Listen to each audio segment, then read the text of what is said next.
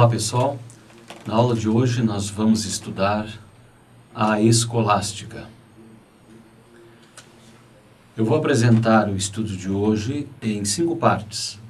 Na primeira parte nós vamos dar o significado de escolástica e uma visão panorâmica apresentando eventos importantes desse período e, portanto, dando as características do que nós entendemos por escolástica. E aí vamos estudar alguma coisa de um autor importante, porque está nas bases da escolástica, que é Severino Boécio.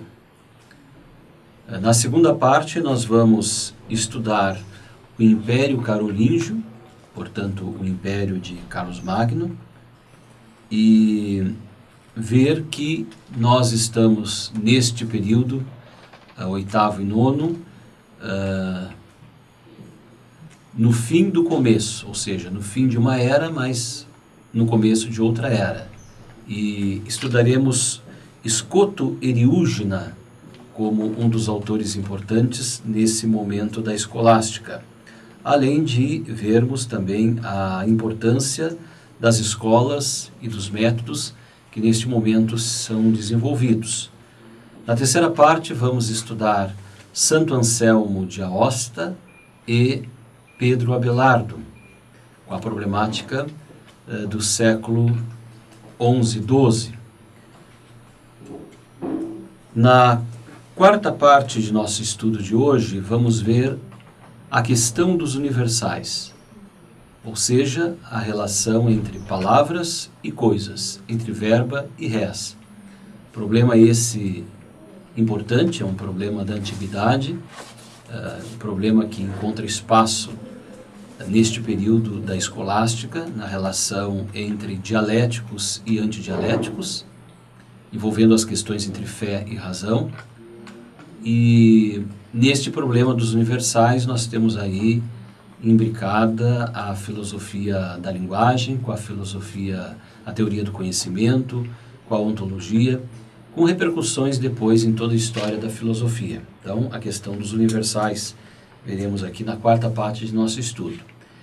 E na quinta parte nós vamos ver o século XIII, que foi um século importantíssimo, com a pujança das universidades, que já tem sua origem no século XII, e o seu desenvolvimento no século XIII, as universidades, e com diversos movimentos, como, por exemplo, o chamado aristotelismo, ou a entrada de Aristóteles no Ocidente, a entrada de Aristóteles nas universidades, e isso se dá com o auxílio de movimentos, como, por exemplo, as ordens mendicantes, dominicanos e franciscanos, isso no mundo cristão, mas também vamos ver alguma coisa do mundo árabe, Avicena, Averroes, filósofos árabes, e também do mundo judeu, mundo hebraico, como Maimônides e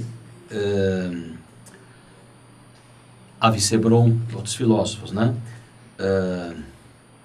Então, no século XIII, nós temos realmente muitos movimentos e uma produção enorme por parte de autores como São Boaventura, Duns Scotus, Alberto Magno, Tomás de Aquino, entre outros.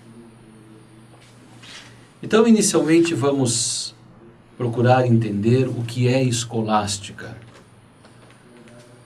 Assim como em relação à patrística, que estudamos nas aulas anteriores, a patrística em geral e também Agostinho como um dos grandes expoentes da patrística, nós vimos que a patrística é um movimento, a patrística é um período, a patrística é um método.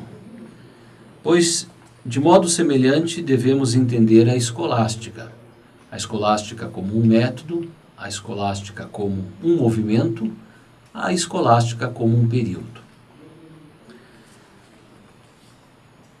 Entendemos como período escolástico o período que vai do século IX ao século XIV, talvez XV. Pode-se considerar também que a escolástica, enquanto tem a origem, fundamento, ela já inicia no século VI. Sobretudo, devemos considerar a obra de Boécio. Então, podemos dizer que o século VI e VII e VIII, timidamente, são os séculos que dão origem ao período que vamos chamar de escolástica. Todavia, é no século IX, com o Império Carolíngio, com o desenvolvimento das escolas, com uma organização do sistema de ensino, com uma preparação que se dá sobretudo a nível da lógica, é que nós vamos ter o desenvolvimento da escolástica, chegando ao seu auge, devido ao número de produções e o nível de debate, no século XII e XIII. E depois, no século XIV e XV, se fala de uma decadência da escolástica, no sentido de que as transformações já começam a acontecer, caracterizando-se o pensamento, a universidade, naquilo que depois vai compor o que nós vamos chamar de período moderno.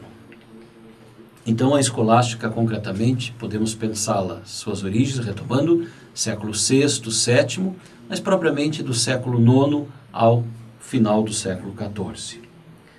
Bem, a palavra escolástica nos lembra escola, vem de escola, e é o período das escolas, o período da construção, da organização, do desenvolvimento das escolas.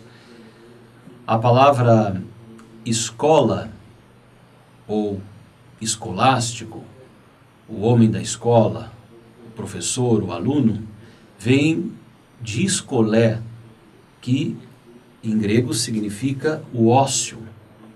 Então, o escolé, o escolástico, aquele que vai para a escola, é aquele que tem tempo para tal.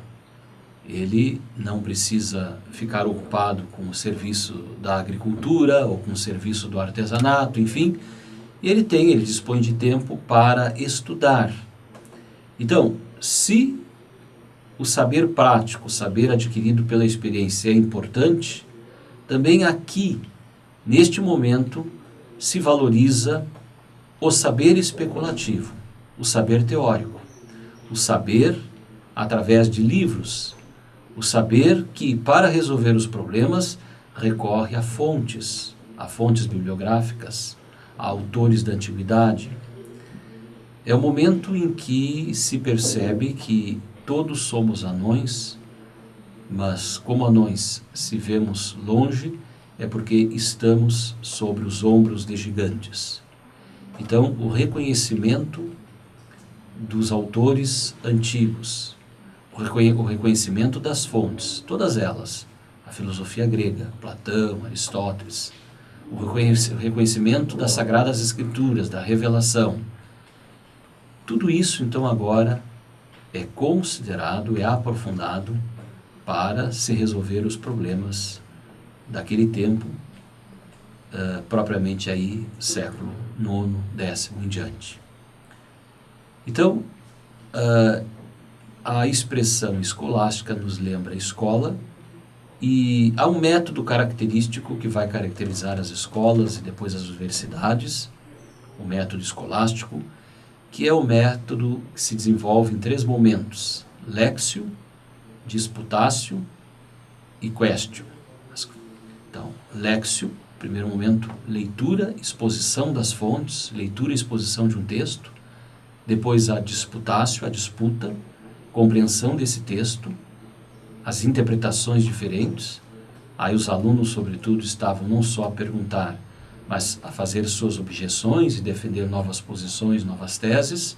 Magíster, professor ouvindo, participando, e também se elaboravam questões para desenvolvimento dessas questões, para aprofundamento dos temas, questões que se dividiam em 2 aspectos, em 2 momentos. Algumas questões disputadas comuns a todas as aulas e algumas questões quadribetárias, algumas questões especiais que normalmente tornavam-se seminários, debates públicos, isto em 2 épocas do ano, propriamente na quaresma e no outono, e no advento, digo, né?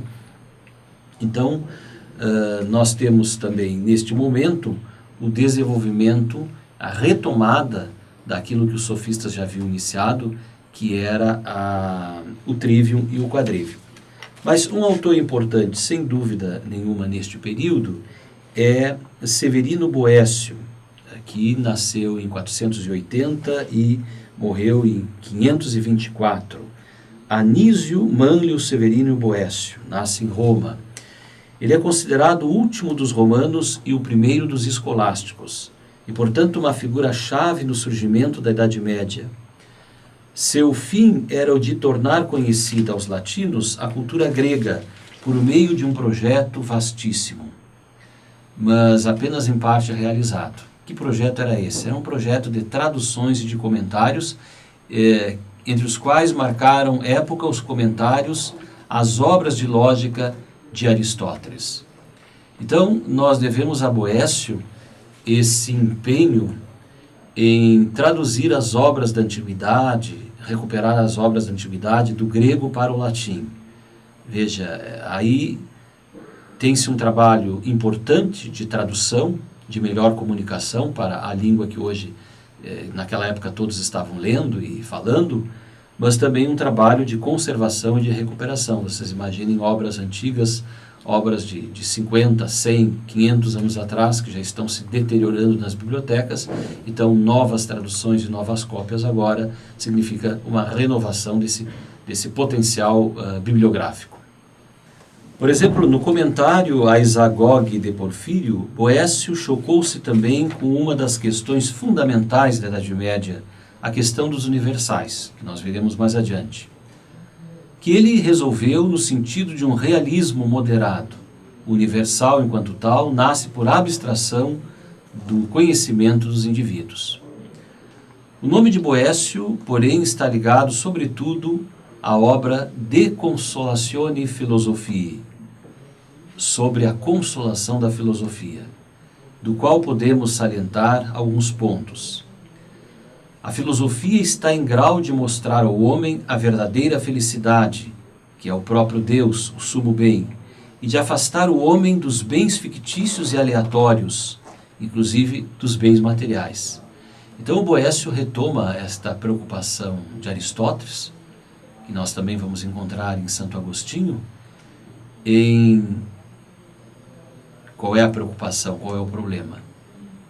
É o problema de fazermos a distinção entre os bens aparentes e os bens verdadeiros.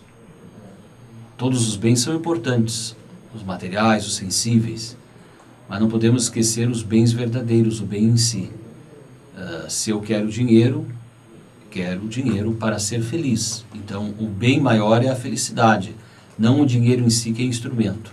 Então, como atingir, qual o valor que eu devo dar ao bem em si, ao bem maior, ao bem supremo, ao fim último, e qual o valor que eu devo dar aos bens intermediários.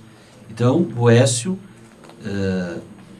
propõe que a filosofia, a nossa grande filosofia, é o que realmente pode nos ajudar nesta conquista, nesta distinção. Diz Boécio, a filosofia ensina a crer na providência divina, apesar da presença do mal, porque ensina a ver a orientação universal da realidade para o bem. Uma vez admitida a providência, como se pode salvar a liberdade humana? Quer dizer, se existe uma providência, se existe Deus que nos pensou e que tem um plano para nós, qual é o espaço? Como é que podemos salvar a liberdade humana?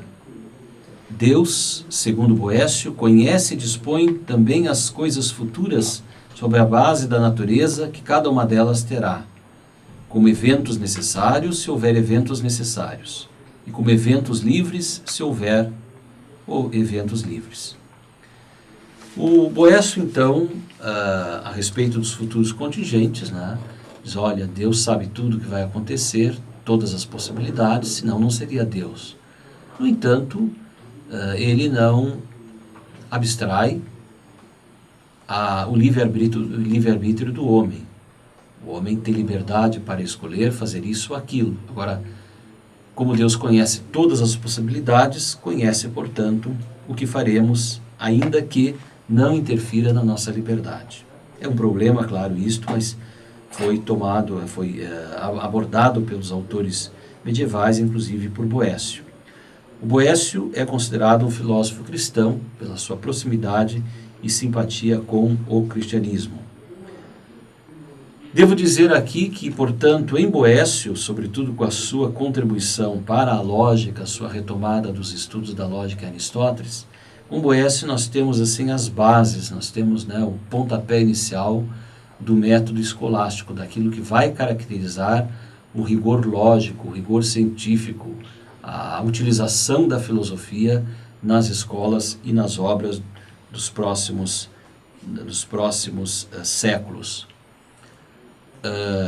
É importante lembrar que a escolástica ela reúne diversas culturas.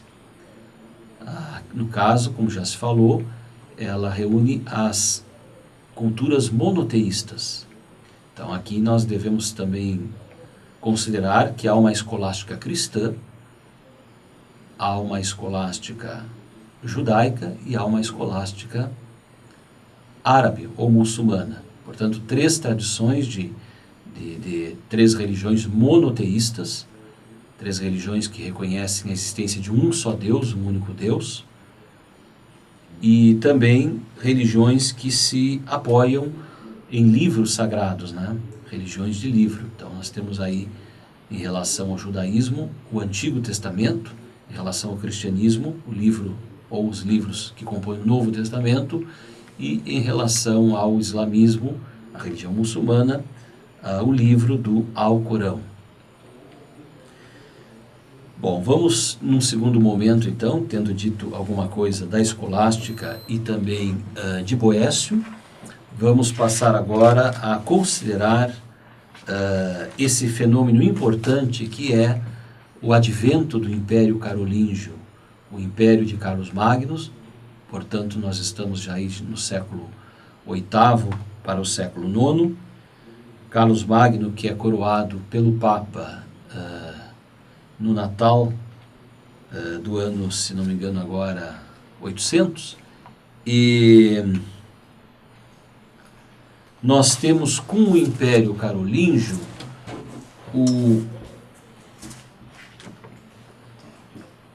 uma nova era que está renascendo no sentido de se revalorizar as artes, a cultura. Se, por um lado, se tem o fim da antiguidade clássica, o fim do reconhecimento dos estudos da filosofia considerada pagã dos gregos, com o Edito de Justiniano em 529, por outro lado, nós temos um novo renascimento, já com Boécio, nesta mesma época, com outros autores, apesar de ser um período de poucas publicações, século VI e VII, mas no século VIII nós temos um reflorescimento das artes, da filosofia, da teologia, da cultura em geral. Realmente aí temos uma nova era. Isto é importante lembrar. E há uma personalidade importante chamada Alcuino de York, que vai ser uma espécie de ministro da educação no desenvolvimento das escolas, do sistema de ensino, na retomada, na organização das 7 artes liberais, que são as artes do trivium e as artes do quadrivium. Então, eu faço questão aqui de fazer a leitura de um parágrafo 2 da obra de Eduardo Janot a respeito do renascimento carolíngio. Diz Janot: historiadores houve que recusaram dar ao movimento intelectual nascido da vontade de Carlos Magno o nome de renascimento.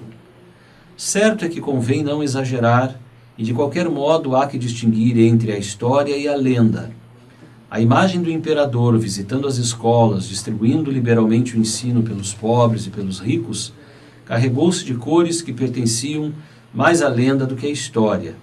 O objetivo primeiro de Carlos Magno parece ter sido bastante utilitário, Pretendia ele obter funcionários e dignatários eclesiásticos munidos de bagagem literária suficiente. O seu mérito nem por isso é menor, por ter compreendido que não seria possível restaurar o império sem restaurar as letras.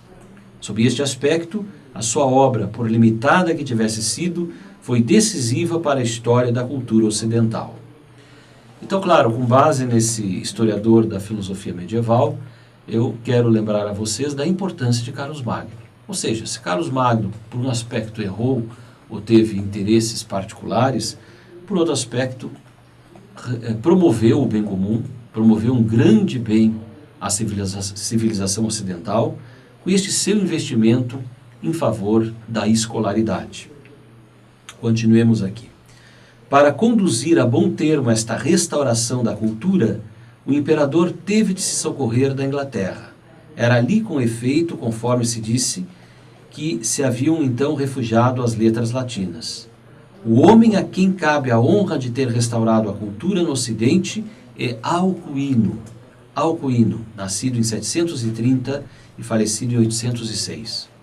Alcuino formou-se na escola de York, onde o espírito de Beda, o venerável, se mantém sempre vivo. É também em York que ele ensina por sua vez. Em 793, após vários contatos, Carlos Magno nomeia-o definitivamente mestre de escola do palácio e conselheiro. Além das cartas, por vezes bastante interessantes, Alcuino escreveu tratados sobre a gramática, a ortografia, a dialética, uma grande obra de teologia e um De Anime Ratione, que se chamou a primeira psicologia da Idade Média.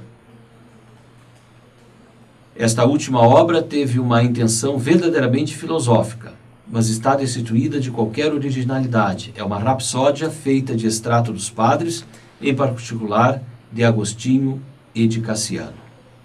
Resta dizer que a verdadeira grandeza de Alcuino se relaciona mais com a sua pessoa e a sua obra civilizadora que com os seus livros. Pretendeu restaurar o templo da sabedoria, esse templo que já se falava no livro dos Provérbios. A sabedoria construiu a sua casa e ergueu as suas 7 colunas.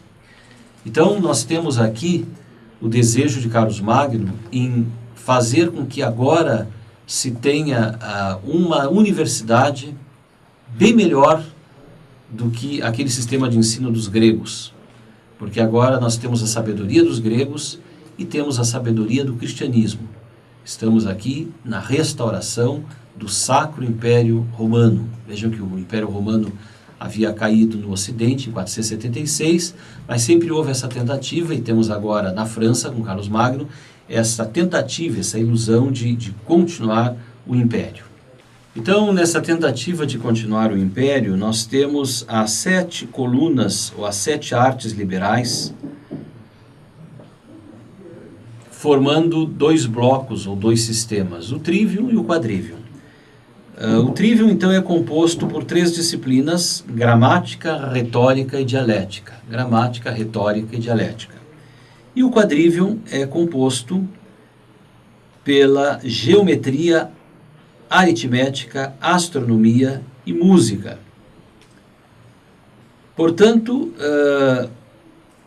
as escolas vão se organizar em torno da preocupação com a linguagem, ciência da linguagem, através do trivium, gramática, retórica e dialética, e através do quadrivium, aritmética, geometria, astronomia e música, que são, por assim dizer, ciência das coisas, estudo das coisas.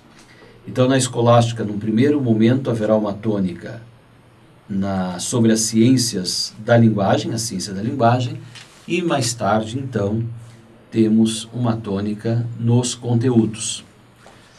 Então, dito isto, eu vou apresentar, dentro já deste período da escolástica, uma personalidade importante que é João Escoto Eriúgena. João Escoto Eriúgena, que vive, nós não temos exatamente a data do seu nascimento e morte, mas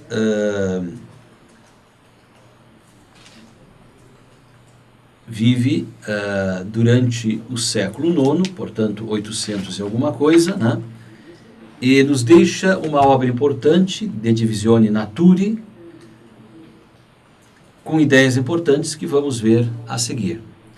A filosofia de Scoto Eriugena inspira-se no pensamento neoplatônico, absorvido por meio da leitura do pseudo-Dionísio Areopagita. Então ele retoma lá o Dionísio Areopagita. O conhecimento de Deus começa com a via positiva, isto é, com a atribuição a Deus de todas as perfeições das criaturas, e termina com a via negativa, que consiste em negar como insuficientes todas as perfeições. Em tal sentido, a via negativa corresponde a uma via superafirmativa. Deus é supra-substância, supra-bondade e etc. No Tratado de Divisione Naturae, Eriugena distingue a realidade em 4 partes. Primeira parte, a natureza que não é criada e que cria, isto é, Deus. Então, na primeira parte, ele trata da natureza que não é criada e que cria.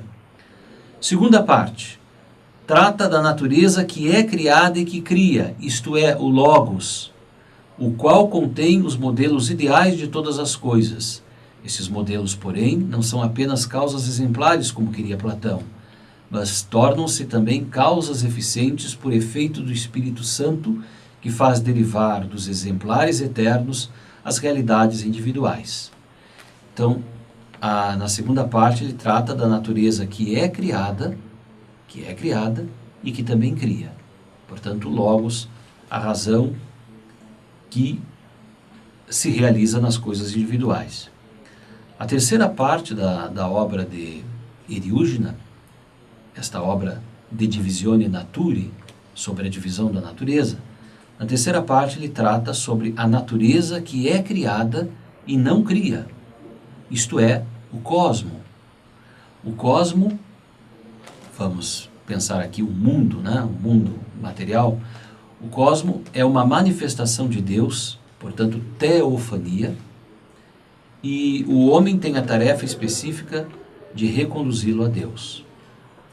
Então, nesta terceira parte, o Eriugena trata dessa tarefa que o homem tem de administrar o cosmo, de conduzir o cosmo, né, a sua vida e o cosmo, como um todo, novamente à origem.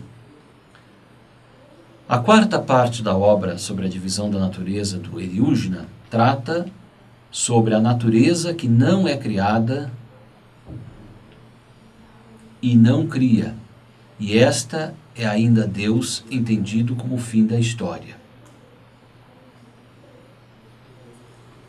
Então, nessa quarta parte, trata ainda da natureza que não é criada e não cria, e esta é ainda Deus entendido como o fim da história. Neste ponto, o mundo e o homem são recapitulados em Deus, mas o homem não perde sua individualidade, como o ar não perde sua individualidade quando é atravessado pela luz. Eriugena forneceu também uma interpretação realista dos universais, considerando a dialética não somente como regra do pensamento, mas também como a própria estrutura da realidade, como a arte fundada pelo Criador no ato da criação. Em tal sentido, não existe diferença entre religião e filosofia, enquanto ambas fazem referência a Deus. Eriugena, portanto, pode afirmar que ninguém entra no céu a não ser por meio da filosofia.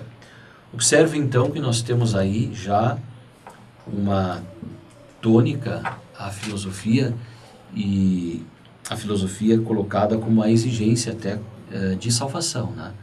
Um caminho, quer dizer, a razão humana foi dada ao homem justamente para que ele dela faça uso, né? É uma obrigação que ele tem. Então, por meio da filosofia, nós atingimos os fins últimos, né? Os fins para o qual fomos criados. Nós, então, agora vamos para a terceira parte do estudo de hoje. A primeira vimos aí Boécio, né? Caracterizando a escolástica. A segunda, o Império Carolíngio, o desenvolvimento das escolas. Eu ainda queria lembrar que, nesta época, nós temos 3 tipos de escolas. As escolas palaciais, as escolas monacais e as escolas episcopais, também ditas paroquiais. As escolas monacais são as escolas nos mosteiros. Então nós devemos isto já ao século V, lá com São Bento, né? E os mosteiros beneditinos e outros mosteiros que foram surgindo. Santo Agostinho também fundou uma tradição monástica. Então as escolas monacais de monjos e monjas, monges e monjas, né? Divididos em masculinos e femininos. Nós encontramos nos mosteiros homens e mulheres que rezavam, mas que também estudavam. Depois nós temos as escolas episcopais junto às catedrais. Por exemplo, vamos ver a escola de Chartres, né? A escola importante, e significa uma biblioteca, significa todo um movimento com autores importantes. Então os bispos se preocupavam também em dar escolaridade às paróquias, às catedrais.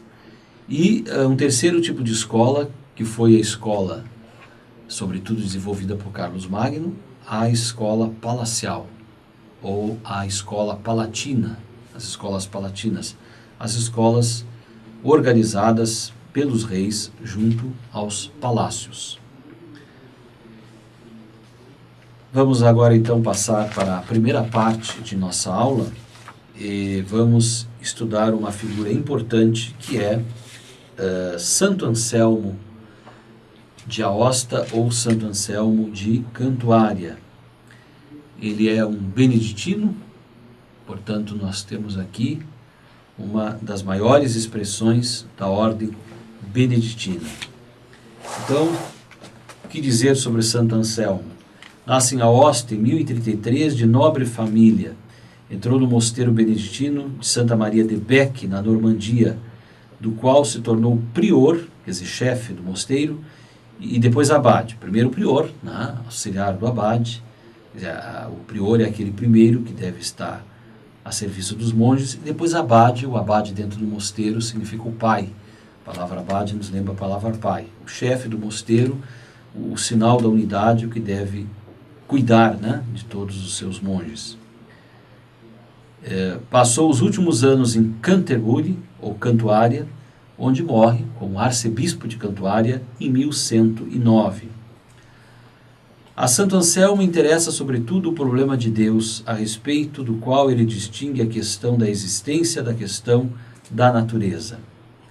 Então escreve obras importantes como Monológio, Proslógio, Cur Deus Homo, Tratado sobre a Verdade, Tratado sobre a Liberdade. No Monológio, Anselmo formula 4 provas da existência de Deus, chamadas a posteriori, porque partem da natureza das coisas. A posteriori, se parte da experiência, do efeito, para a partir disso, então, buscar a sua causa. Então, temos aqui em Anselmo, continuando a tradição de Agostinho, Clemente de Alexandria e de outros, o desenvolvimento da ontologia que pensa o ser de Deus. Portanto, temos aí a Teodiceia. O que é a Teodiceia? É um tomo, uma disciplina da filosofia que se preocupa em justificar a existência de Deus e falar sobre a existência de Deus não à luz da revelação das Sagradas Escrituras, mas à luz da razão. Então a Teodiceia é uma justificação, ou uma tentativa de justificação racional da existência de Deus, trata das provas, dos argumentos sobre a existência de Deus. Pode-se dizer que é uma teologia natural, não uma teologia que considere, que parta da revelação, uma teologia sobrenatural, mas uma teologia natural. Então, as provas a posteriores produzidas por Anselmo na sua obra Monológium são 4. A primeira parte da existência das coisas boas para remontar à bondade absoluta. A segunda parte da variedade das grandezas para chegar a uma suma grandeza, da qual todas as outras participam. A terceira prova baseia-se sobre o conceito de causa. Tudo que é existe por causa de alguma coisa. É preciso, portanto, admitir um ser supremo em virtude do qual existem todas as coisas. E a quarta prova se baseia sobre os graus de perfeição que remetem a uma perfeição suma. Então, portanto, os graus de perfeição. Há uma diferença entre os menores e os maiores, né? Há uma diferença entre a pedra, a madeira, a pedra, vamos, por exemplo, entre a pedra, o cavalo e o homem. Então, nessa diferença de graus, dentro do conceito de participação, nós chegamos à ideia ou à realidade de um grau maior que nos prova, nos remete a Deus. Então, essas são as chamadas provas.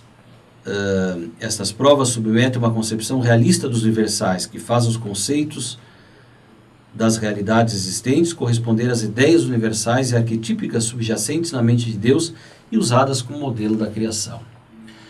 Mas existe uma outra prova em Anselmo que ele escreveu na sua obra chamada Proslógio. Então, na obra Proslógio ou Proslogion, nós temos o chamado argumento ontológico.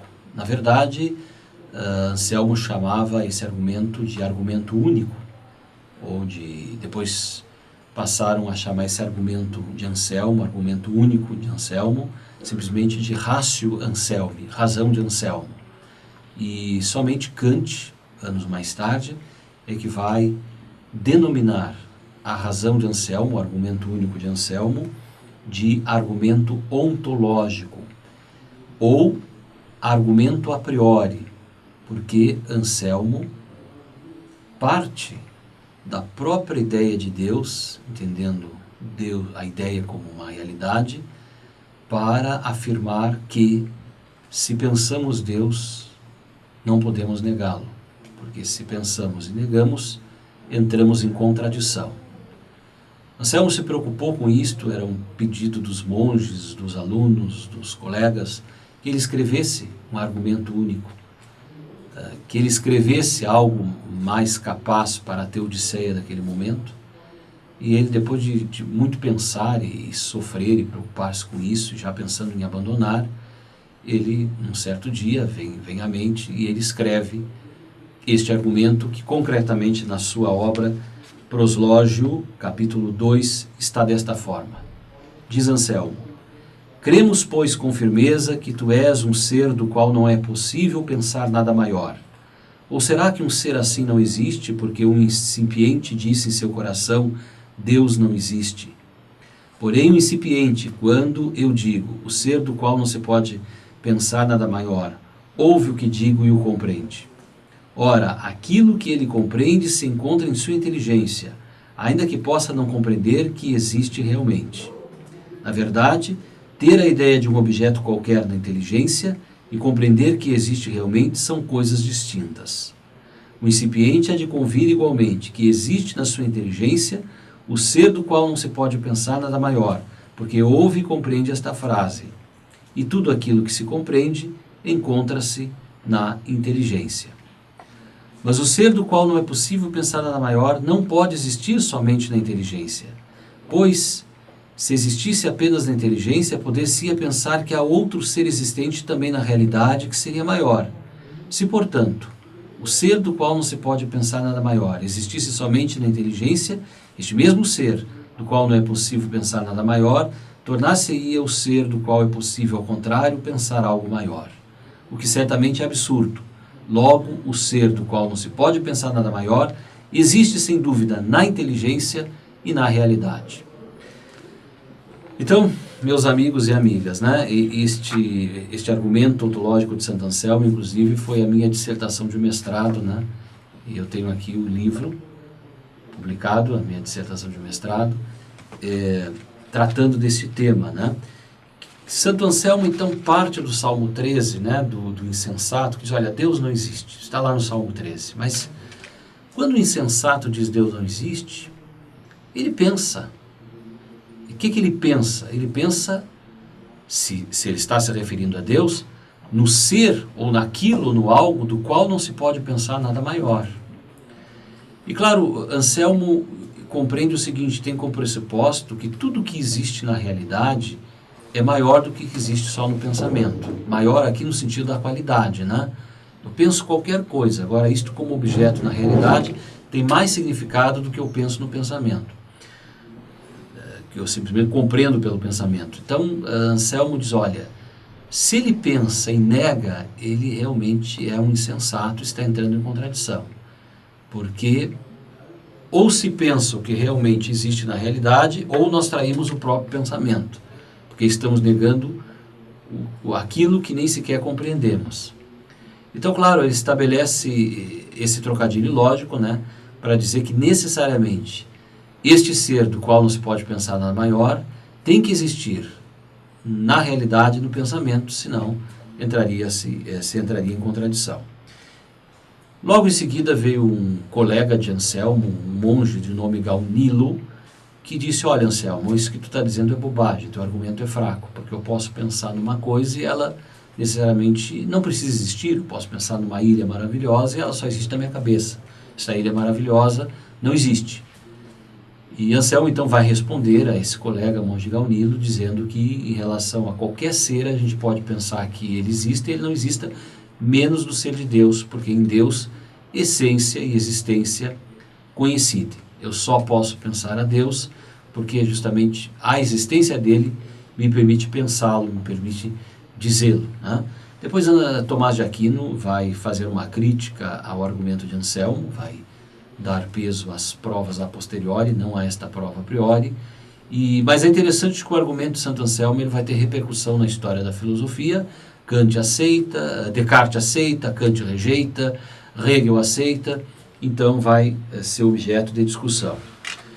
O que temos aí importante de Anselmo é o seu método, crer para entender, credo ut intelligent, onde Santo Anselmo vai valorizar a razão, vai inclusive dizer ainda nessa obra Proslogium que nós devemos procurar uma fé viva, não uma fé morta, uma fé que fique apenas na letra, mas que procure compreender aonde é possível a própria fé. Creio, em primeiro lugar creio sim, mas para compreender.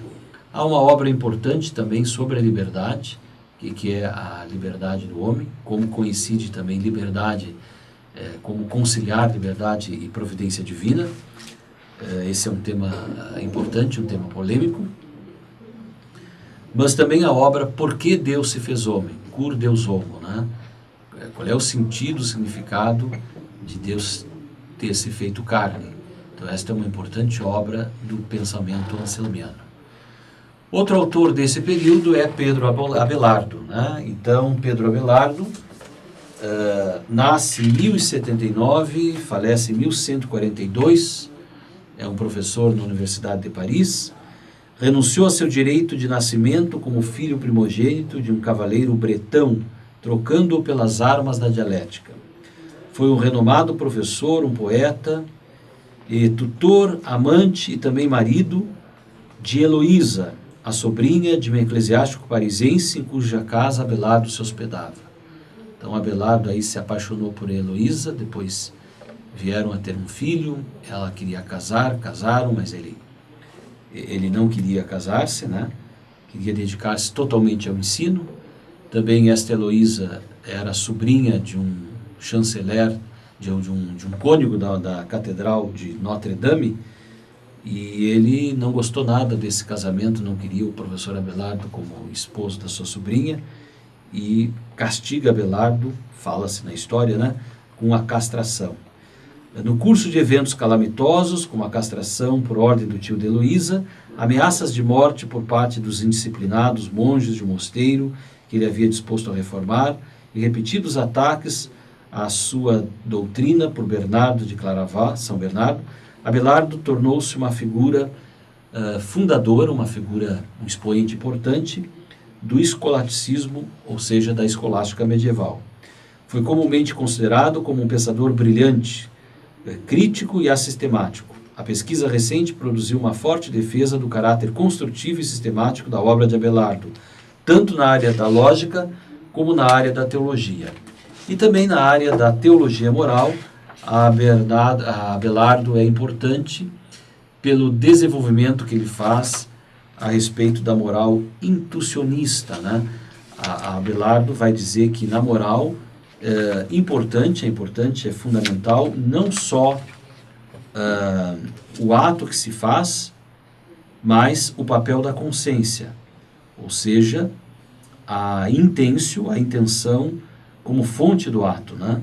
Então, a alma humana seria teatro de impulsos que são involuntários e instintivos, portanto pré-morais. A moralidade surge no momento em que a consciência dá seu consenso. Os atos morais são qualificados a partir do interno, pela intenção de quem opera. Então, nós temos atribuído a Abelardo esta ética da intenção. Abelardo passou para a história também pela importante posição que ele assumiu nessa questão ou problema dos universais. Então, nós vamos agora, nesse quarto momento, nessa quarta parte da aula de hoje, estudar a questão dos universais. Do que estamos a falar? Nós estamos a falar desta consciência ou desta maturidade que acontece a respeito da relação entre voces e res, ou verba e res. Ou seja, essa compreensão entre a autoridade, a fonte, por exemplo, a escritura, e o instrumental, a utilização da razão, a palavra. Que relação então há entre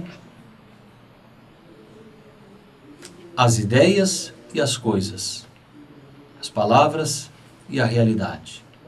Quando eu digo um nome, este nome, o homem, realmente existe esse conceito? Existe essa realidade? Ou estou simplesmente emitindo um som, atribuindo uma expressão, o homem, a nada? Porque o que existe realmente são indivíduos diferentes, concretos, que, apesar de serem semelhantes, nada tem a ver um com o outro.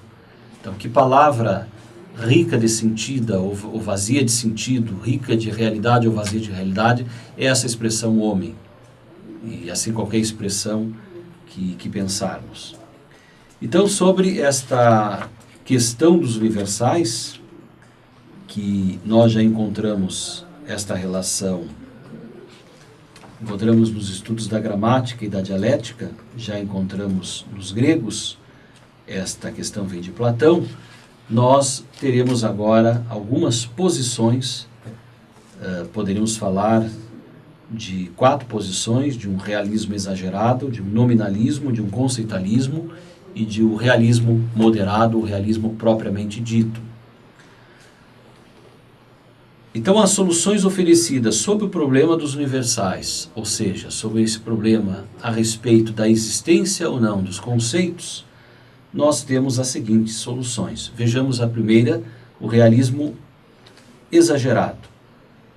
O realismo extremo de Scotter e Húgena, Guilherme de Champeau e em parte de Anselmo de Aosta, que afirma que os universais existem em si como ideias platônicas, ou seja, ante rem, antes das coisas.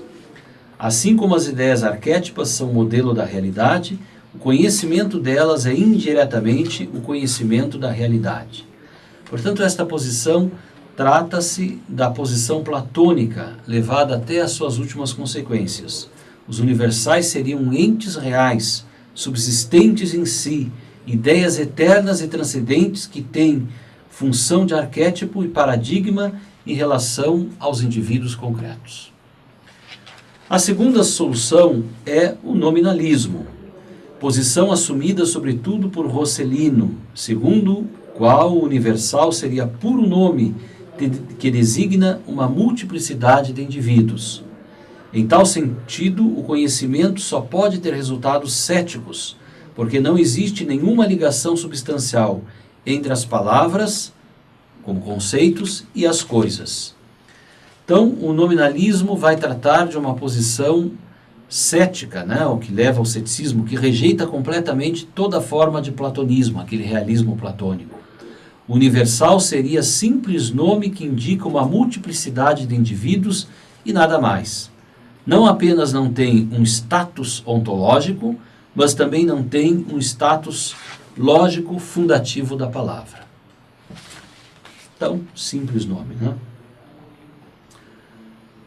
A terceira posição, a terceira solução, podemos denominá-la de conceitualismo. A estas posições, então, acrescenta-se a de Abelardo, que se pode chamar de conceitualismo. Os universais, observa Abelardo, não existem na natureza e sim em nossa mente, pós-rem. Então, depois das coisas, né? Os universais existem como conceitos. Estes se formam quando a mente, no processo cognoscitivo abstrativo, distingue e separa os diversos elementos que estão compactados na realidade dos seres concretos. Nos conceitos universais, o intelecto separa de mais entes semelhantes um modo de ser comum, e este é o conceito universal para aquele grupo de indivíduos. Desse modo, porém, não é captada a essência das coisas, mas seu status communis, seu status comum. Por conseguinte, não podemos conhecer a realidade em si. Esta é conhecida somente por Deus. Mas propriamente nossos conceitos, que exprimem apenas parte da realidade, exatamente a certa condição de natureza da qual mais objetos participam. Portanto, trata-se de uma forma de aristotelismo reelaborado, sobretudo por Abelardo. Universal, embora não sendo um arquétipo ideal, é um conceito significativo obtido por abstração. Então, por abstração, chegamos ao universal, né? não exatamente como ele é, mas chegamos a uma verossimilhança, vamos dizer, a uma provável, né? Uma probabilidade do que ele é. E a quarta posição, claro que esta foi uma polêmica, né? Nem eles às vezes se entendiam, nem eles se classificavam, olha, tu é dialético, tu é antidialético. Todos dialéticos são, de certa forma, um pouco antidialéticos em algum sentido, mas todos antidialéticos que, mesmo não vendo necessidade na filosofia para explicar as coisas, acabam tendo que filosofar, usar da lógica para defender a sua posição, né? Para argumentar em favor da sua posição. Então, essa controvérsia não era muito clara. Depois, na história da filosofia, se estabelecem classificações sobre as posições a respeito dos universais, mas isso ainda até hoje é discutível, né? Então, a última posição poderíamos chamar de o realismo propriamente dito, alguns chamam de realismo moderado, que é a posição típica, sobretudo, de Santo Tomás de Aquino, segundo o qual os universais subsistem ante rem, in ré e post rem. Ou seja, segundo Tomás de Aquino, os universais existem ante rem, como ideias, arquétipos na mente de Deus. Então, antes de tudo, as coisas existem, pelo menos existem na mente de Deus. Se não existisse, não poderiam ser pensadas nem realizadas.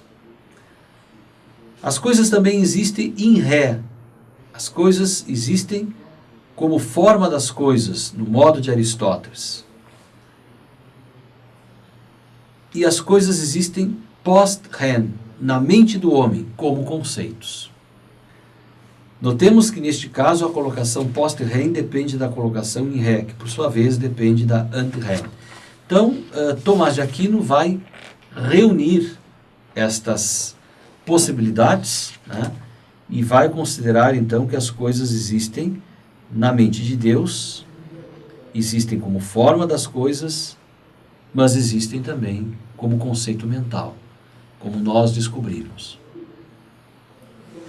como nós descrevemos as coisas. Trata-se de uma posição mediana entre a concepção platônica e aristotélica. Os universais têm tríplice valência. Se considerados como transcendentes e anteriores às coisas, correspondem às ideias platônicas. Se considerados como imanentes e presentes nas coisas, nos corpos individuais, correspondem às formas aristotélicas. Se considerados como abstratos e posteriores às coisas, na mente humana, correspondem aos conceitos lógicos. Antes de encerrarmos, então, o estudo de hoje, nós vamos continuar ainda essa problemática dos universais, devo dizer alguma coisa ainda sobre o século XIII, que é o século talvez mais rico, mais frutuoso da escolástica, pelas grandes realizações que vão acontecer. Temos aí o renascimento das cidades, temos aí o desenvolvimento das universidades, estas universidades tais como temos hoje, que começam como agremiações de alunos e professores. Temos o aristotelismo entrando no Ocidente, entrando nas universidades. Se conhecia pouco Aristóteles, apenas algumas obras de Aristóteles.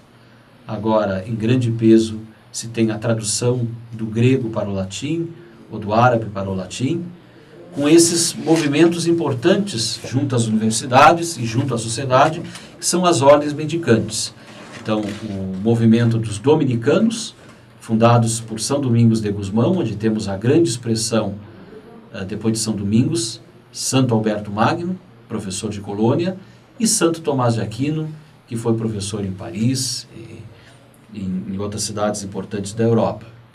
E no ramo franciscano, a outra ordem mendicante, fundada por São Francisco de Assis, nós vamos ter grandes expoentes, como, por exemplo, São Boaventura, Duns Scotus e outros mais. Então, este movimento de entrada de Aristóteles na universidade, ele se deve, sobretudo, por influência dos árabes, né? Na medida em que os árabes começaram a traduzir e a utilizar Aristóteles, também o mundo cristão sente essa necessidade. E entre os árabes temos filósofos importantes, como Avicena, Averroes, com ideias novas a respeito da interpretação do Alcorão. E essas ideias, então, terão repercussão no mundo cristão.